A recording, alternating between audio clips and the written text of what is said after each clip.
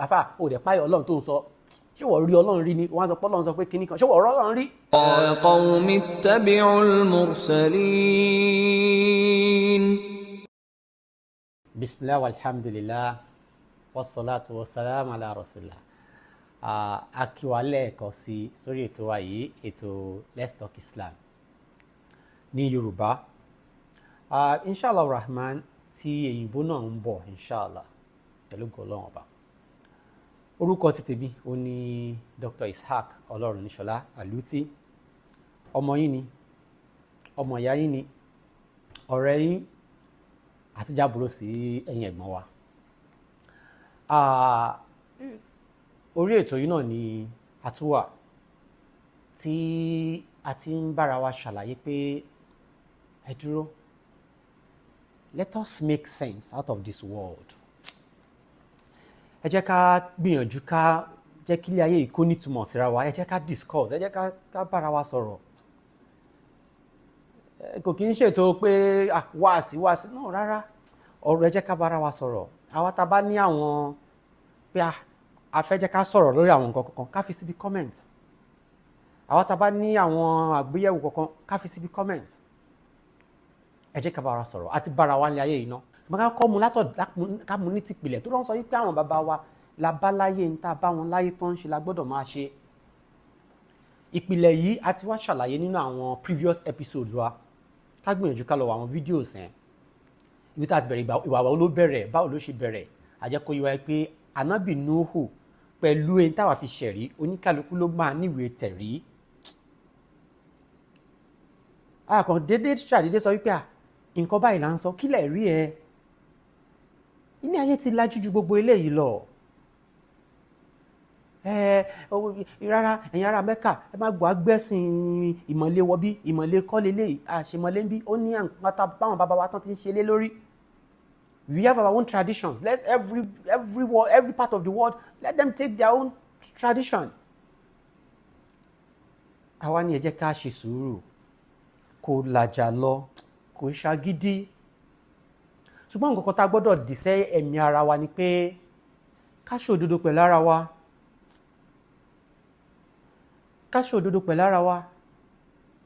Ilé ayé ni rọ́mọ, ọ̀run ògbèké gbogbo wa ṣàlágbà wípé ọkọ̀ yìí máa já wa sílẹ̀ lọ́jọ́ kan. Kò sẹ́ni tó wọnú ẹ̀ tí ò tí ì já sílẹ̀ rí. Àwa ṣàlàyé pé ẹbọ ìgbà tó bẹ̀rẹ̀ ọ̀dọ̀ Ànábì Nūḥ alayhi salatu wa salam káwọ́. Àwa ní Ànábì Nūḥ ó pe àwọn èèyàn wọ̀nyí kí wọ́n á fi dá lóhùn. Torí lè la máa ṣàlàyé fúnra wa lénìí pẹ̀lú bó ṣe wà nínú àwùjọ wa náà. Alákọ̀ọ́kọ́ bá ṣe mú wá wọ́n ní báwo la ṣe tẹ̀lé ẹ wattaba'aka al-ardhalun. Irú ẹ̀sìn wo wá lélẹ̀ tó yẹ pé àwọn tó ń tẹ̀lé ẹ yìí àwọn tí ò jámọ́ nǹkan kan ló ń tẹ̀lé ẹ. Àwọn tó wà less privileged, the less civilized, àwọn tí ò lajú. Ká dẹ̀ má gbàgbé nǹkan tí wọ́n fi kó àwọn èèyàn kúrò nínú ẹ̀sìn Islam nìyẹn ilẹ̀ Yorùbá. Ṣé àti wá rí pé ọ̀nà bí àwọn ó ń jọra wọn àbí pé ó ti pẹ́ tó ti máa ń ronú báyìí tó ti máa ń sọ báyìí. Bẹ́ẹ̀ ni sunnatallah, sunna náà báwọn èèyàn ṣe máa ń ṣe lélẹ́yìí. Àwọn wò pé àwọn ti tóbi ju káwọn máa tẹ̀lé Ànábì Núhù, àwọn Núhà káwọn máa tẹ̀lé lọ. Àwọn tó gbà fún ẹ̀yẹ àwọn tí ò jámọ́ nǹkan kan ni àwa abẹnú gan láwùjọ gan. Don't you think we are wise? Ẹ má tẹ̀lé wọn, ẹ má tẹ̀lé. We know tó bá jẹ́ òdodo ni a ti máa tẹ̀lé. Law kana khayran ma sabaquna ilayhi. Ẹ máa wò wọ́n. Tó bá jẹ́ pé òdodo ni Núhà wà lórí, kò sẹ́ni kankan tó máa kọ́kọ́ gba kíní lọ́wọ́ wa. Tàbá wá wò ilé ayé in a larger picture, we would realize that ẹni tó bá wò ilé ayé dáadáa, tàbá wo àwọn tó ń wò pé àwọn ti wà civilized in the civilized world today, tàbá wò kí ni àwọn nǹkan tó máa ń sọ pé ara nǹkan tó máa fi label Islam pé ẹ̀sìn àwọn the Arabs, àwọn Arabs wọn wà civilized, ẹ̀ṣẹ̀ wà civilized ní ilé ayé bọ́n ṣe ń ṣe ilé ayé ìgbà kan, ilé ayé ojú dúdú. Ṣáwọn ilẹ̀ fẹ́ máa tẹ̀lé ìgbéraga lílé yìí. Bó ti wùlẹ̀ jẹ́ pé nínú wọn náà ni ẹni tó kọ̀ wípé nínú ẹni tó ti ìlú ilé ayé ìrí kò sẹ́ni kankan tó dàbí Ànábì wa Muhammad sallallahu alayhi wa sallam. Nínú wọn náà ló kọ̀. So eléyìí nìkan aláwọ̀ kọ́tọ̀ sọ. ṣé báwo la ṣe máa tẹ̀lé ẹ báwọn èèyàn ṣe ń sọ láwùjọ lẹ́yìn àwọn oníṣòkòtò péńpé àwọn onírùngbọ̀n àwọn mùsùlùmí ẹ àwọn kan ń dọ̀tí àwọn ẹlẹ́yà wọn kàn ṣaṣọ rírùn wọn kàn ṣe. I would have loved to become Muslims, but I just don't like the way they do their things. Àwọn obìnrin wọn yẹn wọ́n ṣàrẹ̀ ọ̀rọ̀ kan láṣà ti sọ pé those people following Islam are the less privileged one. It's not new. So eléyìí alákọ̀ọ́kọ́. Eléyìí kejì àwọn kan tún wò nígbà tí wọ́n rí pé eléyìí kò sì dáwọn tó ń tẹ̀lé Nūḥ ṣáà pé aṣọ ní òun pé èmi ò lè dáwọn eléyìí padà. Àwọn tó ń tẹ̀lé mi èmi ò lè ní kán máa lọ torí ìtẹ̀yìn tẹ́ bá fẹ́ gbọ́dọ̀dọ̀ ẹ gbọ́dọ̀dọ̀. Òdodo is not a class something. It's not. It is only about truth and falsehood.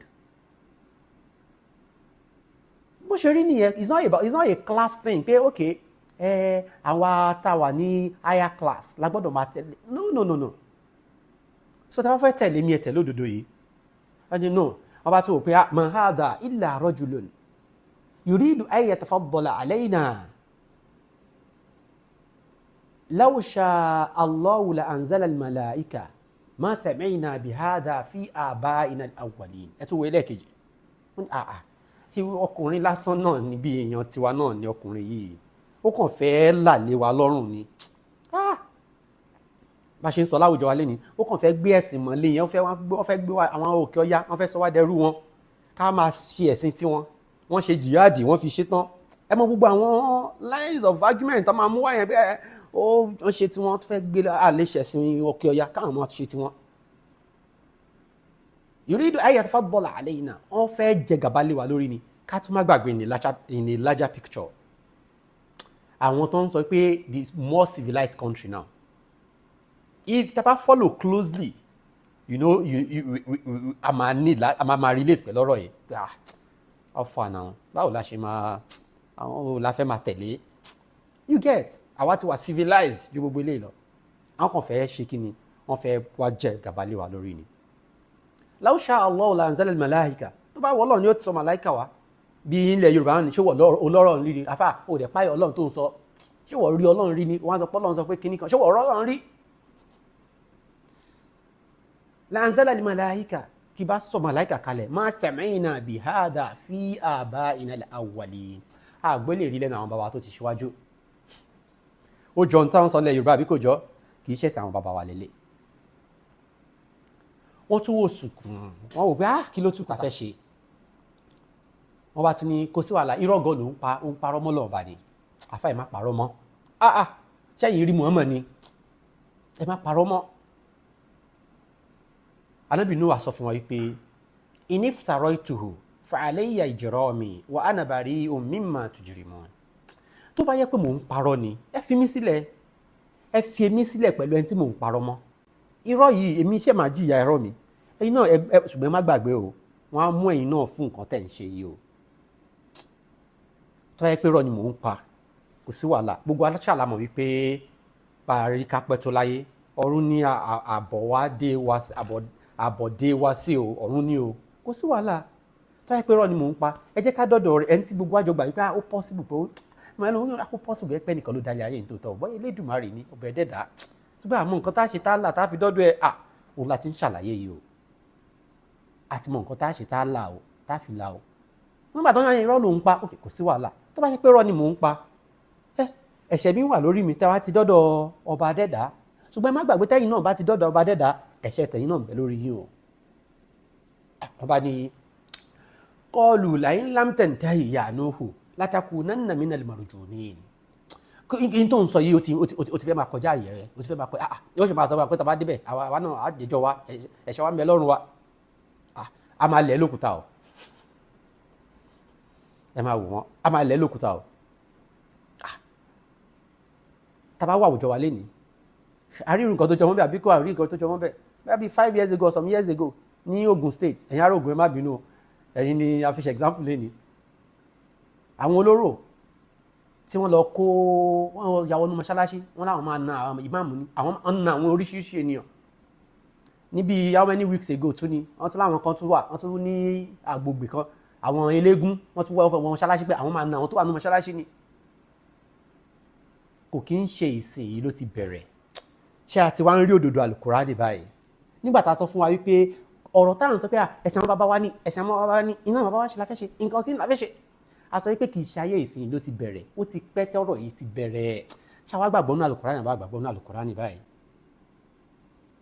pẹ̀lú gọ́ọ̀lọ́ very soon pẹ̀lú gọ́ọ̀lọ́ ẹjẹ́ àjẹ́ ká máa bára wa a máa distribute Qur'an ẹni tó bá ní bùkátà sí Qur'an bóyá ti English ni o ti Yorùbá ni o pẹ̀lú gọ́ọ̀lọ́ a máa ní ká fi nọ́mbà wa sílẹ̀ tàbí email àbí tá a ṣáà fi lè contact wa àwa tá a bá ní bùkátà sí a máa send ẹ̀ sí wa pẹ̀lú gọ́ọ̀lọ́ ọba nǹkan tó dùn ni wallahi owó ilé ayé yìí dùn téèyàn bá ní Qur'an lọ́wọ́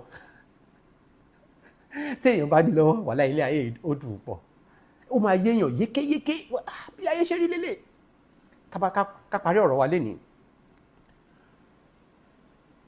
wọ́n wá sọ pé ìgbà tó tún rí pé lè ò tún mi ànábì Nuhu pé àná ni a máa na àwọn tó tẹ̀lé ni a máa ṣe kíní kan ni wọ́n bá tún kò sí wàhálà àwọn tó ń bú àwọn ọlọ́run ọba wa tó ń bú yìí àwọn náà máa fúnra wọn dá ṣẹ̀ríà fún ẹ ó jọ tilẹ̀ Yorùbá bí kò jọ pé àwọn ọlọ́run bá tó ń àwọn táwa ń sìn yìí àwọn ẹ̀sìn baba wa láyè wọ́n fúnra wọn gan máa dá ṣẹ̀ríà fún má wọ́rì wọ́n wá bẹ̀rẹ̀ sí ni máa lérí sáwọn mùsùlùmí nílẹ̀ Yorùbá ẹ̀yẹ́ máa mo fún yín lọ́jọ́ méje pé ẹ máa rí tí Ògún ló máa fẹ̀jẹ̀ yín wẹ̀ Ọbàtálá ló máa ṣe kíní kan fún yín eléyìí ló máa Ànábì Nuhu kí ló fi dá wọn lóhùn ká parí ẹ̀ síbẹ̀ lénìí Ànábì Nuhu sọ fún wọn wípé ọlọ́ba sọ fún Ànábì sallallahu alaihi wasallam sọ fún wọn watlu alaihim naba Nuh sọ fún wọn tí wọn bá mọ̀ nípa Ànábì Nuhu ni torí Ọlọ́run bá àlekẹ́ lágbà tí gbogbo ọ̀rọ̀ yìí náà sọ fún Ànábì sallallahu alaihi wasallam nílùú Mákà watlu alaihim naba Nuhin إذ قال لقومه يا قوم إن كان كبر عليكم مقامي وتذكيري بآيات الله ìgbà tí Nuh à ń sọ fáwọn èèyàn rẹ̀ pé ẹ̀yin èèyàn mi tó bá yẹ pé ipò tí mo wà lénìí kabura alaykum ó ní yín lára ó ṣe jẹ́ pé wọ́n lọ́lọ́run ó máa rán sí wa ó ṣe jẹ́ Ọlọ́run ṣe bá wa sọ̀rọ̀ láti sánmọ̀ ó ṣe jẹ́ pé wọ́n ní òun sọ fún wa báyìí tó bá ní yín lára wa tadhkiri bí mo dẹ̀ ṣe ń rán yín létí pé ilé ayé ta bára wa inú mọ́tò yìí àwa náà sọ̀kalẹ̀ lọ́jọ́ kan á lọ jẹ́jọ́ á lọ jábọ̀ ẹ jẹ́ ká fi kákan tí ẹ̀ ṣèṣẹ́jú kan ká fi ronú parí ayé ta wà yìí in kana kabura alaykum tó bá ti wá le fún yín jù tẹ́ sọ pé àwọn Ṣàngó ni yóò máa fẹ̀jẹ̀ wẹ̀ láàrin kíní kan Ọbàtálá ni èyí tó máa ń so mọ́ kíní káàkiri ní ìlú ibi tí mo ti wá kíní ayílala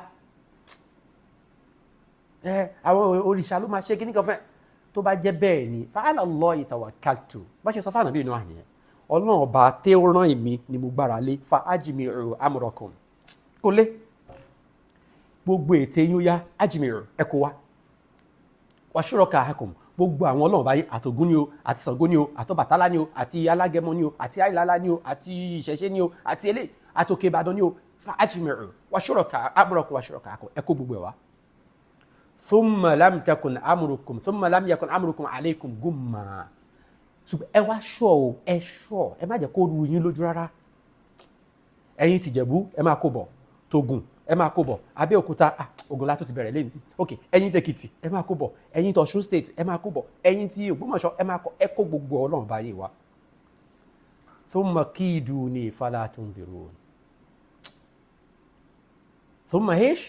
thumma kiduni wala tunziru ó yẹ wá pa gbogbo ìtẹ̀yìn fún mi báyìí ẹ má wò mí ṣe o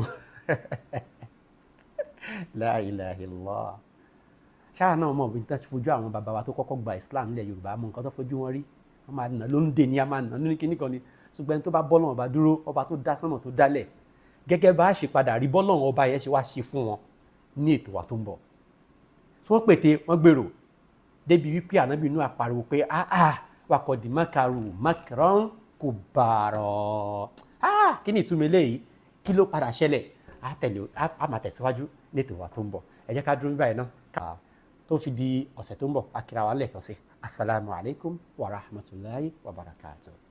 òkè Ìbàdàn ṣe ààrẹ bọ́ ní èmi ò ní àti wípé ọ̀sẹ̀ àbọ̀ òkè ààrẹ bọ́ ní àti wípé Agẹmọ ìlú ààrẹ bọ́ ní èmi